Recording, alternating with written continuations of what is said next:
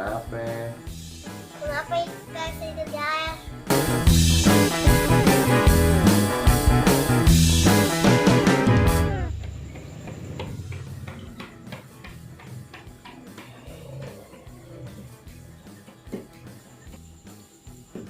Ayah,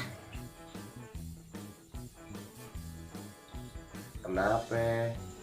kenapa ikan tidur di air? Emang udah begitu dari sononya. Dari zaman dulu juga ikan itu hidupnya di air. Tapi ada ikan yang hidup di darat. Ikan goreng. Oh begitu. Oh, Malam-malam ikan tidur enggak? kagak. Mau ngapa? Kalau ikan tidur, dia takut lupa berenang. Nanti kelelep mati.